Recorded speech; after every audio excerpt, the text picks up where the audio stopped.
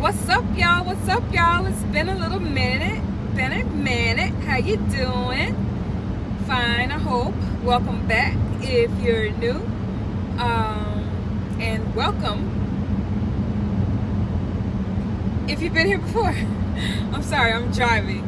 Probably shouldn't be talking. I'm not going to be looking at the camera too much because I'm trying to be safe. But anyway, yeah, it's been a minute. Big news for me. DoDash actually shouted me out on her video. If you didn't see that, that was cool. So yeah, she shouted me out. That was really cool, like a cool experience to have someone else talk about my channel on their channel. That was pretty cool. So yeah. So today I want to talk about, I've never told you guys that me and my husband, we do Turo. Do you know, if you guys don't know what Turo is, it's like Airbnb for your car. So we have cars that we rent out to total strangers, and they rent our cars and bring them back, and we get paid for it. Easy as that. It's a good business model. If you have a car that you don't really use that much and it's paid off, it's a wonderful way to make extra income.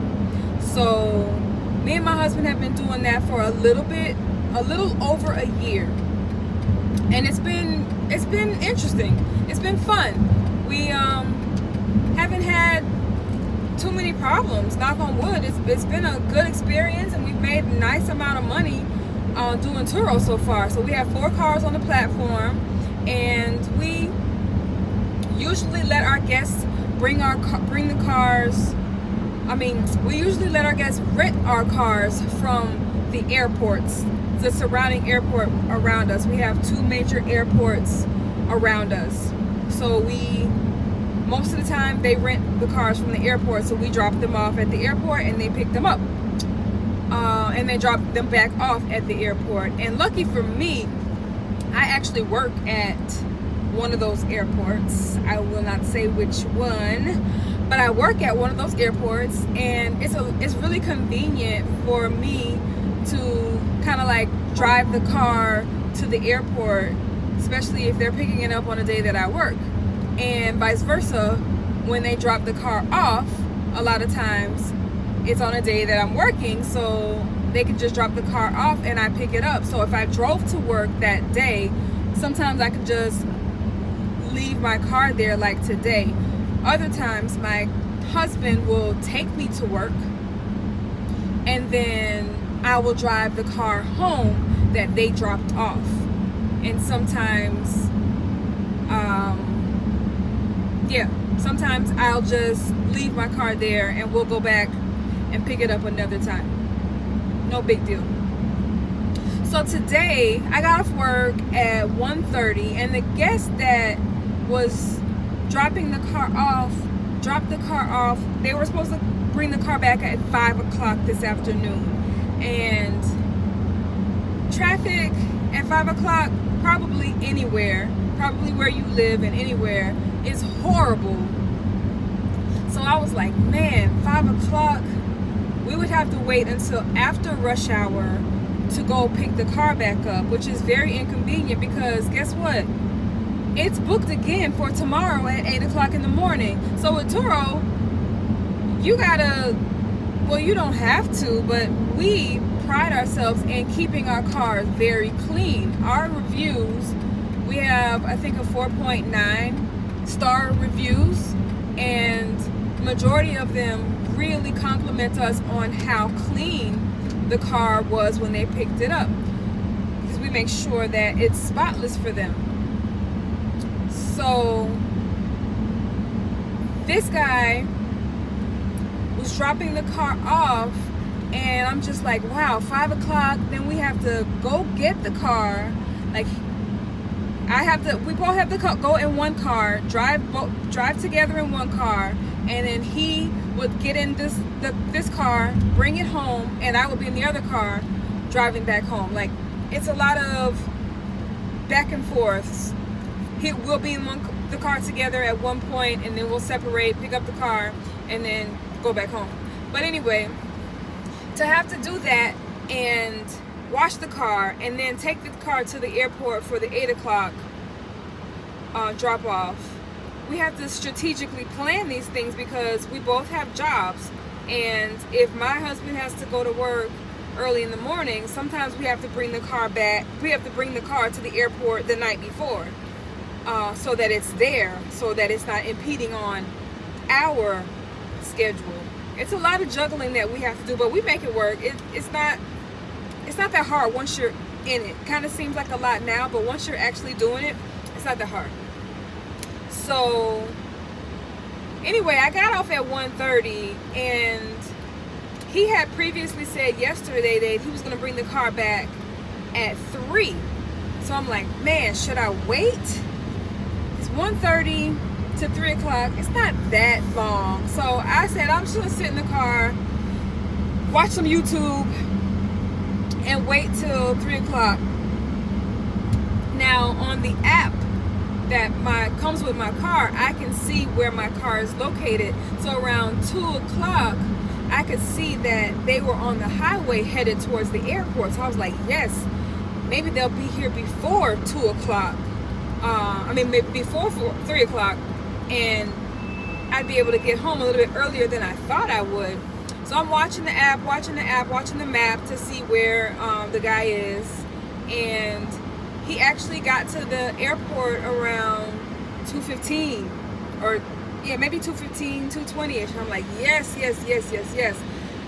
I can grab the car, leave my car there, and go home. Don't worry, I'm at a stoplight right now, so that's why I'm looking at the phone. So I can get the car early.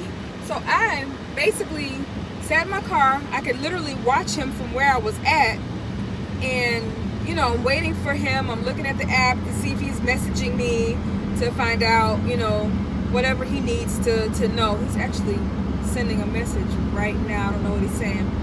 Hope my husband has the app on his phone too, so he can see whatever the guy's saying too. Yeah, so I'm like, okay, I'm waiting on the guy. He's taking his little pictures, that he has to take pictures of the outside of the car and the inside of the car, the gas and all that stuff to put in the app too.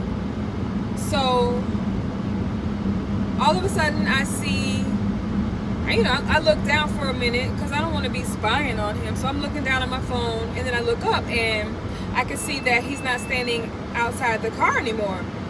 So I'm like, cool. Let me grab my bag, my lunch bag, the jacket, and all that stuff, and walk over to the car so I can get in it. And I always grab like some wipes and wipe down the steering wheel and the gear shift and the door handles and everything, because I don't know what these people have. He said he washed the car, and it looks like he washed the car inside and out, which was nice. They don't have to do that, but he did. And I'm like walking towards the car, and I grab the handle and I look up, and the guy is standing there behind the car. I'm like, oh gosh, I hope he didn't see me. So I I turned back around with my bag and rushed back to my car because I didn't want him to see me. The way we do our business model is we don't have physical contact with these guests. We remotely lock and unlock the doors for our cars from the app that the car comes with. Now, not all cars come with an app, but our 4 cars come with the app where you can unlock the door and lock the door. So what we do is we leave them a message and let them know where the car is with pictures and everything, telling them where the car is parked and directions on how to get there. And when like 5 minutes before the trip is supposed to start, we unlock the door so that they can get in. And then the key is actually in the car inside of a security bag, so that the signal for the key is blocked. That way the door can be locked with the key inside the car. So we lock the doors and unlock the doors from there. So I saw him standing behind the car, and I was about to unlock the door, and I saw him, and I was like, oh gosh, I didn't want him to see me. Like, first of all, he thought he was talking to my husband the whole time. So he would see me and be like, who is this woman trying to open this door to this car? Should I call the police? Like, I didn't want it to be a thing. So I ran back to my car and sat back down, and he's just standing there taking his little time. And I'm like, oh my gosh, what is he doing? Can he please hurry up and leave? I was so scared because I didn't want him to see me. You know, I don't really know what the point of this story was. I don't know what the point of this story was, but anyway, the man finally got his things and he was messaging me the whole time. He didn't know I was right there messaging him, which was funny.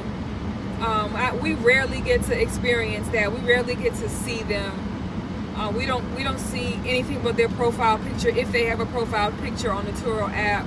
They never see us, we don't see them, but we communicate very frequently through the app itself. It's a cool experience. I 100% recommend, if you have a car that you are not using, or if you could buy a car cash, to definitely get into that business. Let me tell you, they pay as soon as they bring the car back. You get paid the next day.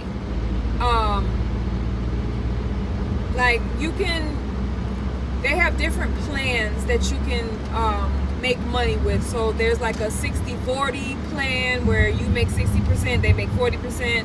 I think there's a 75 plan, and I think like a 90 plan or something like that. There's like 3 or 4 plans, and you can switch them at any time. So if you want to make a little bit more money, you can, you know, do the 90% plan. But when you do different plans, your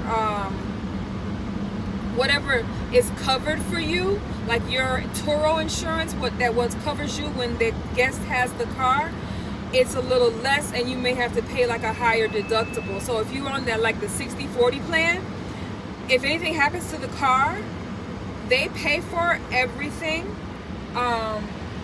You don't have to worry about paying like any type of deductible or any type of fees or anything. Like the very first trip, and maybe I can tell you about that experience later, or that story later, but the very first trip that we rented our car out on, the girl got into an accident on the way back to the airport.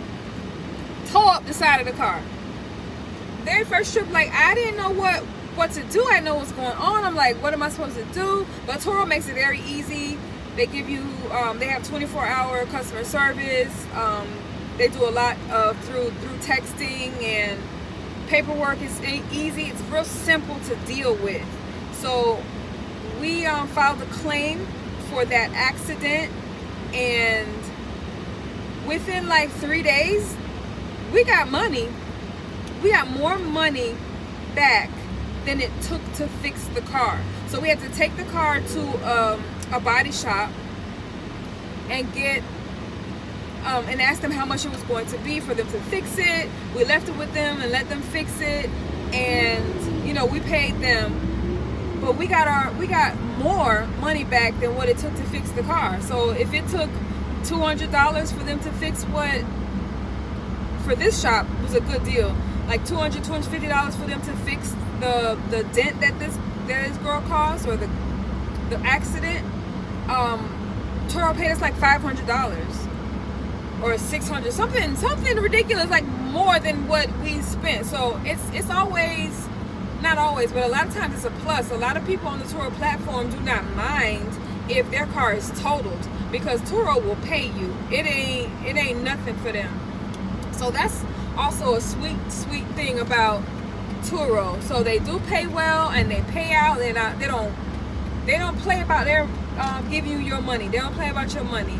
So if a guest brings a car back with the tank isn't full, and you gave them with the tank full, as long as you took your pictures beforehand to show them, hey, we filled this car up, and they didn't fill it up, you can charge them for the amount of gas that it takes to fill it back up, and you also get $10 more. It's like a fee on top of the fact that you had to go ahead and spend your time to fill the car back up because they didn't. So there's a lot of little perks about being a Turo host. And maybe I'll do some content. Maybe I'll bring my husband on and we'll talk about it one day. But yeah, it's fun. So yeah, that's my thing. That's what I was dealing with today. I'm almost home now. So we're gonna have to go and wash this truck as soon as well, not as soon as I get home, but in a little bit. We're gonna have to go wash the truck and then later on take it to the next airport so that it's ready to go for tomorrow. So if you guys want to hear more content about Turo and what it's like to be a Turo host and what you need to be a Turo host and all those things, drop it down in the comments, and maybe I'll make some more videos about that, because that within itself is an experience. So yeah, let me know and I'll talk to y'all later. All right, bye.